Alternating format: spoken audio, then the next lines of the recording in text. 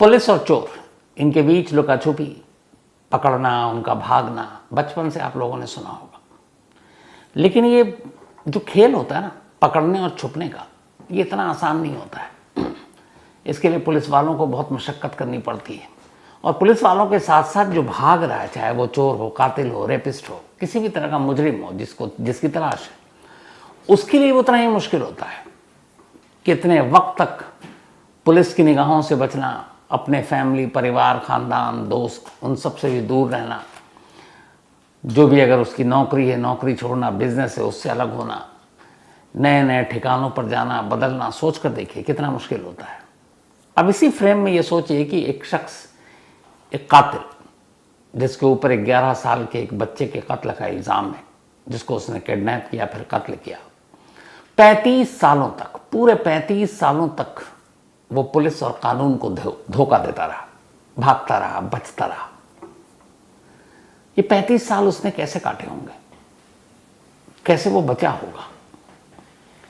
तो ऐसे कैरेक्टर की कहानी समझना भी बड़ा ज़रूरी होता है कि जब ये लोग भागते हैं, पुलिस से डर कर इधर उधर छुपते हैं कि पकड़े ना जाए, तो उस वक्त उनकी ज़िंदगी कैसी होती है। सिर्फ ये नहीं कि वो बाद में पकड़े गए, इतने साल बेवकूफ़ बनाया पुलिस को या धोखा दिया। ये 35 साल काटे कैसे? हो सकता है बहुत सारे मुजरिम इससे फिर सबक लें और वो कोशिश करें कि एक तो क्राइम ना करें, दूसरा ये कि फिर भागे भी नहीं, क्योंकि वो और भी ज़्यादा तकलीफ देने वाली चीज़ होती है। आज की कहानी एक ऐसे कातिल की कहानी है जो पूरे 35 सालों तक पुलिस को चकमा देता रहा, 35 सालों तक भागता रहा, और 35 साल के बाद जब वो भागा था, जब वो आरोपी था, तब उसकी उम्र करीब 30 साल रही होगी। और 35 साल बाद जब वो पकड़ा गया तो एक बूढ़ा शख्स, एक अधेड़, 65 ईयर ओल्ड। लेकिन उसके इस 35 सालों की कहानी बेहद दिलचस्प है। ये कहानी पंजाब की है। पंजाब के एक इलाके में जिसका नाम है, उस इलाके का कैंप बाला। कैंप बाला में एक परिवार रहा करता था। एक महिला थी विद्यावती, वो अपने पति के साथ रहती थी। उसका एक बेटा था 11 साल का। परिवार बेहद खुश था, खेती बाड़ी की ज़मीन थी, सब कुछ ठीक ठाक चल रहा था।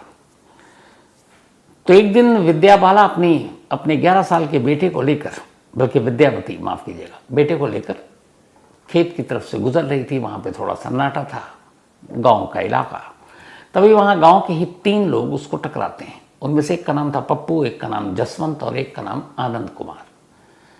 वो तीनों, चूंकि विद्यावती ठीक ठाक फैमिली से थी, गहने वहने पहने हुए थे, उन्होंने चाकू निकाला, विद्यावती से सारे गहने उतरवाए और फिर और पैसे की मांग की।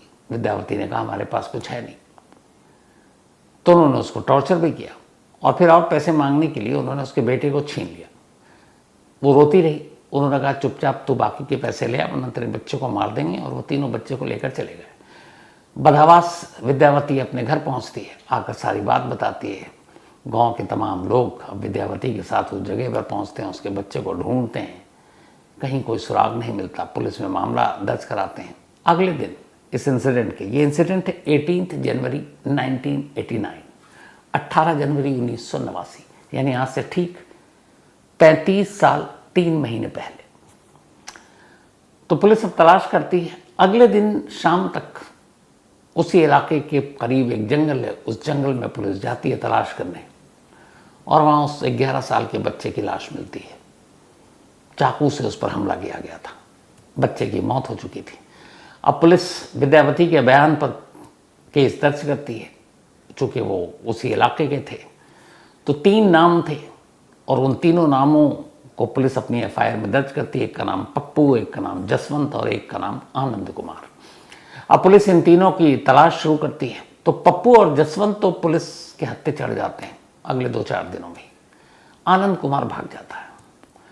अब ये इंसिडेंट पंजाब के कैम्बाला का है और आनंद कुमार रहने वाला बिहार का। अब चंडीगढ़ के करीब मामला था। चंडीगढ़ की पुलिस केस दर्ज करके अब उसे ढूंढती है, उसके घर पर भेजती है, दबिश डालती है। कई दिनों तक गांव में पुलिस पड़ी रहती है, लेकिन वो आता नहीं है गांव में। तलाश जारी रहती है।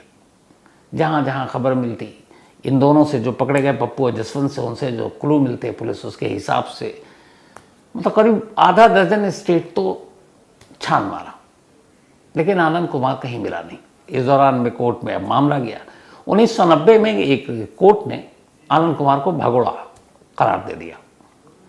अब इसके बाद भी पुलिस की टीम लगातार धक्के खा रही है, आनंद कुमार का कोई सुराग नहीं। धीरे धीरे अब वक्त बीतता है, 89 से 90, 91, 92, 93, लगभग 30 साल बीत जाते हैं। आनंद कुमार का कोई अता पता नहीं। और अब तो चंडीगढ़ पुलिस भी भूल गई कि ऐसा कोई केस भी है, क्योंकि अब 30 साल पुराने केस या फाइल में कहाँ झांके, बल्कि 30 नहीं 34 साल हो चुके थे। तभी हर स्टेट में आजकल एक नई अच्छी चीज़ हुई है, पहल वो ये हुई है कि जो भी एक पुराने केस, पेंडिंग केसेस होते हैं जो अनसॉल्व है, उसकी फाइलों पर एक बार हमेशा एक मीटिंग होती है, उस पर अपडेट मांगा जाता है कि इसमें क्या हुआ, इसमें क्या हुआ। तो चंडीगढ़ पुलिस के एक सीनियर अफसर की नज़र इस 34 साल पुराने केस पर पड़ी। ये बात है लास्ट ईयर की, 2023 की। वो सारी केस स्टडी की उन्होंने, FIR और ये सारी चीज़ें। अब इधर ये था कि 89 में जो 2 लोग पकड़े गए थे वो अपनी सज़ा काट के बरी भी हो गए, लेकिन जो तीसरा है वो पकड़ा ही नहीं गया। तब अपडेट लिया गया तो पता चला कि फिर बीच में तो भूल ही गए थे, फिर नए सिरे से सारे सोर्सेस को जिंदा किया गया। उसके बाद पुलिस इधर उधर भटकी। तभी पुलिस को एक जानकारी मिली। जानकारी ये थी कि कुछ वक्त पहले उसके गांव में एक साधु आया था, और वो साधु लगातार गांव में ही था, फिर कुछ दिन उस घर पे भी गया और फिर निकल गया। अब ऐसे कुछ केस पुलिस को याद आ गए। क्राइम करके सबसे अच्छे छुपने की जो जगह होती है वो ऐसी आश्रम, दूर दराज, आप अपना साधु के भेष में या कहीं आप छुप जाइए। अब उसमें भक्तों के बीच में आपको पता ही नहीं चलता है। अभी कुछ वक्त पहले एक मुंबई का ऐसे ही पकड़ाया था। तो पुलिस को लगा कि ऐसा तो नहीं है कि आनंद कुमार साधु वाधु के भेष में छुपा हो और हम कहीं और तलाश कर रहे हैं। अब पुलिस ने अपने मुखबिरों को लगाना शुरू किया। जब मुखबिरों को लगाना शुरू किया तो फिर धीरे धीरे पुलिस को पता चला कि एक उससे मिलता जुलता शख्स कोई है जो अलग अलग आश्रमों में देखा गया, लेकिन वो मथुरा में भी देखा गया, वो कासगंज में भी देखा गया, वो मध्य प्रदेश के भी आश्रम में देखा गया। अब क्या किया जाए, लेकिन ये था कि इस केस को सॉल्व करना है। तो एक स्पेशल टीम बनाई गई चंडीगढ़ पुलिस की, और इस टीम को कहा गया कि तुम्हारा और कोई काम नहीं है, तुम इस 35 साल पुराने केस को सुलझाओ और उस आनंद कुमार को पकड़कर कोर्ट के सामने पेश करो। अब वो स्पेशल टीम, जिसमें 3 लोग थे, उनका काम था सिर्फ पता करना। अब वो टीम निकलती है, जहां जिससे जो सुराग मिलता वो टीम उसी की तरफ भटकती जाती। इस दौरान में इन्होंने कम से कम यूपी, राजस्थान, मध्य प्रदेश, पंजाब, बिहार, झारखंड, पश्चिम बंगाल, सारे स्टेट में जहां जहां जो जानकारी मिली ये टीम पहुंच जाए। पिछले 9 महीने से ये टीम 1989 के एक फरार कातिल की तलाश कर रही थी, और आखिरी उनके पास जहां भी जाते इनपुट यही था कि आनंद कुमार अब भेष बदलकर साधु बाबा बन चुका है और उसी के हिसाब से वो आश्रम में अलग अलग रहता है। लेकिन कई जगह गए, वसूलियों को दिखाया भी तो वहाँ के लोग पहचानते हैं, लेकिन कहते हैं कि नहीं था तो, लेकिन 2 महीने पहले निकल गया। तो जो एक पैटर्न निकला वो ये निकला कि ये कहीं भी रहता है, 2 महीने से ज़्यादा नहीं रहता। अब सोचिए 35 साल और किसी भी एक ठिकाने पर 2 महीने से ज़्यादा नहीं, तो कितने ठिकाने बदले होंगे उसने। खैर पुलिस की टीम लगी रही। अब आखिरी फिर पुलिस को ये पता चला कि इसको फर्रुखाबाद के एक आश्रम में देखा गया। पुलिस की टीम फर्रुखाबाद पहुंचती है। जब फर्रुखाबाद पहुंची तो पता चला नहीं, वो वहां से निकलकर हाथरस के एक जंगल के करीब एक आश्रम है, वो वहां चला गया।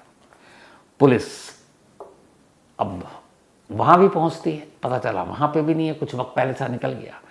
फिर पता चलता है कि वो अलीगढ़ में है, अलीगढ़ पुलिस जाती, फिर पता चलता है मैनपुरी में, मैनपुर जाती है, फिर पता चलता है कि कासगंज में है आखिरी। अब पुलिस कासगंज पहुंचती है। अच्छा, ये जो पुलिस की टीम है ये खुद फ़कीर या फिर साधु, इसी हुलिये में, कोई पुलिस की वर्दी नहीं, और लगातार भटक रहे हैं। और सोचिए 9 महीने से एक कातिल को ढूंढ रहे हैं अलग अलग ठिकानों पर, आश्रम दर आश्रम भटकते भटकते भटकते आखिरकार 4 दिन पहले की बात है। ये कासगंज के एक आश्रम में पहुंचते हैं। जब कासगंज के उस आश्रम में पहुंचते हैं तो वहां उस हुलिये का एक शख्स उनको नजर आ जाता है, दाढ़ी बड़ी हुई साधु के भेष में। तो पहले उस आश्रम के लोगों से लोग ऐसी पूछताछ करते हैं, बाकी लोगों की पूछताछ शुरू करते हैं ये, ताकि शक ना हो। फिर उसका पता चलता है ये कब से है, तो पता चला कि ये भी 2 महीने से आया। तो उन्होंने कहा कि फिर उससे अब कैसे बात करें, तो गए। उसके बाद चेक भी करना था, तो कहा कि हमें पूजा पाठ करानी है और कुछ हमें दान दक्षिणा देनी है, हम मन्नत मांग करें। तब ये फकीर के वैसे भेष में थे। वो तैयार हो गया।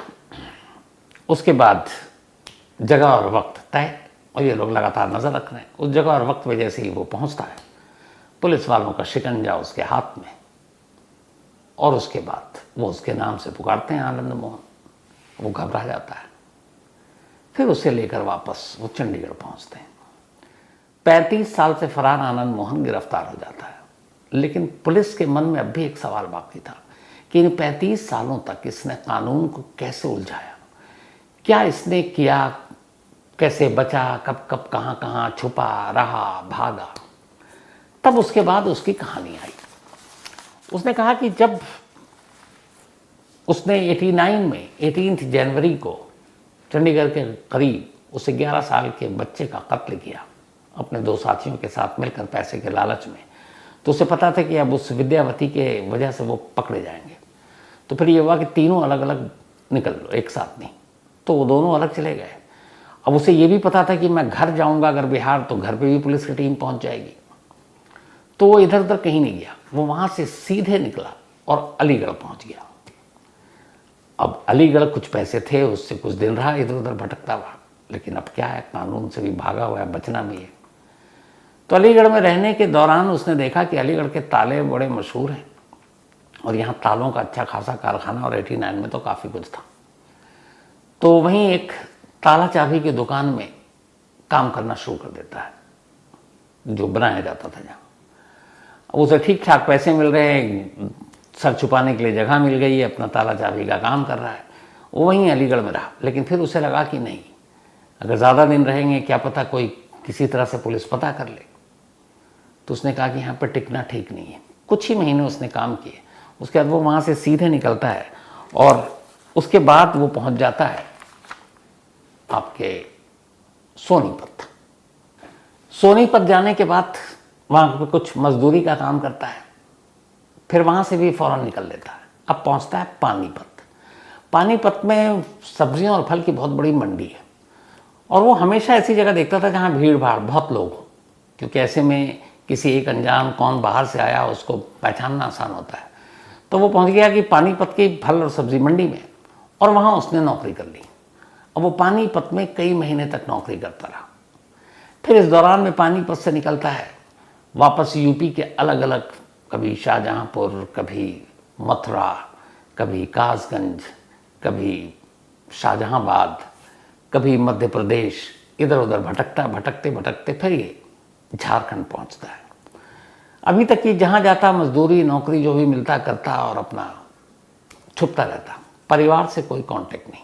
उसे मालूम था कि फैमिली के पास जाएंगे, उस वक्त मोबाइल भी नहीं था, तो कांटेक्ट कहाँ करें, घर में फ़ोन भी नहीं था, लैंडलाइन, तो क्या करें।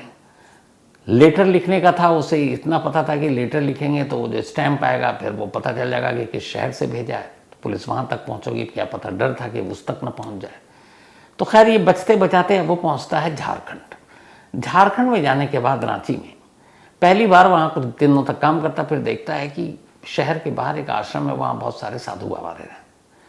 पहली बार उसे वहाँ ख्याल आता है कि अगर मैं इनके साथ रहूँ तो सेफ हूँ, क्योंकि ऐसे आश्रम में साधुओं के बीच ये सब कौन ढूंढने किसी को आता है। अच्छा 89-90 की उस वक्त की बात है, तो ये इतना सारा सोशल मीडिया, क्राइम, क्रिमिनल, आश्रम में पना, ये सब था ही नहीं। इतना था भी तो बहुत पता कम चलता था। तो पहुंच गया अब झारखंड के एक आश्रम में, और वहीं उसने पहली बार साधु का गेटअप धारण किया। वहाँ रहा, उसका झारखंड के अलग अलग आश्रम में पहुंचा, फिर वहाँ से निकला, हरिद्वार गया, यूपी, उसके बाद एमपी, इनके अलग अलग आश्रम में रहता रहा। लेकिन इन सारी चीज़ों के बीच में एक बार उसे लगा कि घर जाना है। वो घर पहुंचा और एक साधु बाबा पहुंचे और इस एक 35 साल में की गई गलती ने वहाँ के कुछ लोगों को चौकन्ना किया। और फिर इधर 34 साल बाद ये केस दोबारा जब पुलिस ने खोलने का फैसला किया तो 9 महीने की कोशिश के बाद आखिरकार 9 महीने तक सिर्फ एक शख्स को तलाश करना है। आप सोचिए, हम 140 करोड़ लोग हैं यहाँ पर, तो कई बार कहना आसान होता है, लेकिन आप सोचिए कि एक शख्स को आपको ढूंढना है जिसका कोई नंबर नहीं, कोई और जरिया नहीं, और उसको मतलब मैन टू मैन तलाशी होनी है। और आखिरकार 9 महीने की मशक्क़त के बाद चंडीगढ़ की पुलिस की टीम ने यह कर दिखाया और 35 साल पुराना कातिल अब कानून के शिकंजे में है और अब अदालत में उसका हिसाब किताब होगा। तो ये थी आज की कहानी ख़त्म करूं उससे पहले वही अपना सिलसिला। आज आदित्य का बर्थडे, तो हैप्पी बर्थडे आदित्य। और ये भेजा है अतुल गौड़ जी ने। अतुल गौड़ जी के बेटे हैं आदित्य, और आदिति गौड़ आदिति के भाई हैं आदित्य। साथ ही अनाया, इनका भी आज जन्मदिन है, तो हैप्पी बर्थडे अनाया। और ये भेजा अलीम खान ने, उनकी बिटियां हैं। सायान मुखर्जी, कल इनका बर्थडे था, बिलेटेड हैप्पी बर्थडे सायान। कल आपने बताया नहीं, और मुझे भी आपने, मुझे याद है जब मिले थे आपने बताया था, मैं भूल गया, लेकिन कोई बात नहीं, बिलेटेड हैप्पी बर्थडे सायान। साथ ही एहसान अंसारी का भी जन्मदिन है, तो हैप्पी बर्थडे एहसान। और पक्का फिर कभी एक बार ज़रूर केक जब कटेगा तो कोशिश करेंगे हम लोग साथ हों। Bhupendra Singh, belated happy birthday इनका भी, कल 19 को था, तो हैप्पी बर्थडे भूपेंद्र। साथ ही अशरफ लखानी, इनका भी बर्थडे है, तो हैप्पी बर्थडे अशरफ। इसके अलावा रूपेश्वर और दिलेश्वरी, इन दोनों की मैरिज एनिवर्सरी है, तो आप दोनों को बहुत बहुत बधाई। तुलसी कुमार दास ने एक सवाल पूछा, ये सवाल भी बड़ा अच्छा है। इन्होंने कहा कि आपने बताया था कि जेल में जो कैदी होते हैं उनको वोट देने के लिए मतलब राइट नहीं मिलता है, और जो सिर्फ बेल पे होते हैं, जो मैंने बताया, उन्हीं को वोट दिया जाता है। तो इनका सवाल था कि अगर कैदी जेल के अंदर रहकर वोट नहीं दे सकते तो फिर जेल में रहकर नेता चुनाव कैसे लड़ लेते हैं? बहुत ही वैलिड क्वेश्चन है। तो उसकी वजह यह है कि जेल में रहकर सिर्फ वही कैदी चुनाव लड़ सकते हैं जिनके केस का भी फैसला नहीं हुआ, यानी वो कन्विक्टेड नहीं है, सजा याफ्ता नहीं है, सिर्फ अंडर ट्रायल है, यानी अभी विचाराधीन है। फॉर एग्जाम्पल अरविंद केजरीवाल अभी तिहाड़ में बंद है, हालांकि वो तो मुख्यमंत्री हैं, लोकसभा का चुनाव लड़ते नहीं, लेकिन अगर वो चाहें तो लोकसभा का चुनाव जेल से लड़ सकते हैं। कानून इसलिए और संविधान कहता है कि अभी जब तक अदालत आपको गुनहगार न माने तब तक आप चुनाव लड़ने के लिए आज़ाद हैं। तो आप जेल से चुनाव लड़ सकते हैं। फिर अदालत के ऊपर है कि जेल से आप पर्ची भरने के बाद चुनाव की कैंपेनिंग भी कर सकते हैं कि नहीं। आपने कितने सारे ऐसे देखे। आप मुख्तार अंसारी की बात, 2005 से मुख्तार अंसारी जेल में बंद, लेकिन जेल में बंद होते हुए 3 चुनाव जीता। तो कानून इसकी इजाज़त देता है। तुलसी कुमार दास का सवाल था जेल, इनका सवाल मैंने थोड़ा मिक्स कर दिया। दीपक गौर और तुलसी कुमार दास दोनों के सवाल जेल से रिलेटेड थे। ये दीपक का सवाल था, दीपक गौर का, कि जेल से चुनाव कैसे लड़ते हैं। तुलसी कुमार दास ने ये पूछा था कि जेल में जब सबके लिए समान अधिकार है तो फिर कुछ कैदियों को जेल का खाना क्यों दिया जाता है और कुछ खास को घर का खाना क्यों दिया जाता है। मुझे समझ में आ गया है सवाल। आजकल केजरीवाल के खाने को लेकर बड़ी चर्चा हो रही है कि वो जेल में आम खा रहे हैं, जेल में पूरी सब्जी खा रहे हैं, तो हालांकि डायबिटीज़ के पेशेंट हैं। तो तुलसी कुमार साहब, इसका जवाब ये है कि जेल का खाना या घर का खाना, कौन सा आप खाना खाएंगे, ये फैसला अदालत करती है। अगर सपोज आपको गिरफ्तार किया गया, आपको जेल भेजा गया और आप ये साबित करें कि आप बीमार हैं, आपको कुछ खास तरह की परेशानियां हैं, जैसे शुगर है, बाकी चीज़ें हैं, तो घर का खाना जो है अलाउड किया जाए किसी भी मेडिकल और हेल्थ ग्राउंड पे, तो अदालत इजाज़त दे देती है। तो उसमें फिर घर का खाना आता है जो पहले चेक होता है जेल में और फिर दिया जाता है। तो कोई भी कैदी जिसको इस तरह की परेशानी हो उसको कोर्ट जाना पड़ता है, और कोर्ट की इजाज़त से ही जेल का खाना आपको नहीं बल्कि घर का खाना मिलेगा।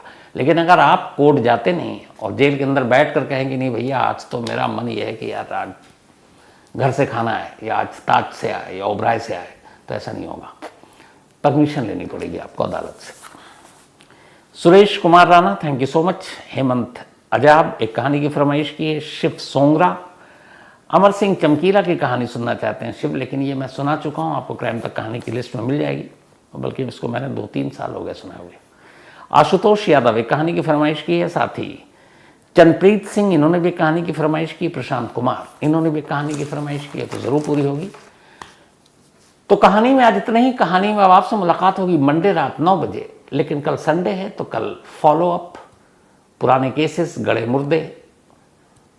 फॉलो अप में कल की कहानी एक 2.5 साल की बच्ची का कत्ल और फिर अदालत का एक फैसला और कातिल को फांसी की सज़ा।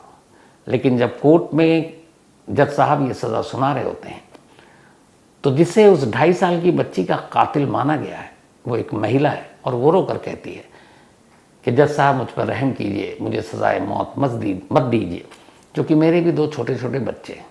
तो जज साहब कहते हैं कि तुम्हारे 2 छोटे छोटे बच्चे हैं और तुमने किसी और का घर उजाड़ा, वो बच्ची ही थी जिसे तुमने अपने हाथों से मारा, इसलिए रहम की कोई गुंजाइश नहीं बनती। कल फॉलो अप में ये कहानी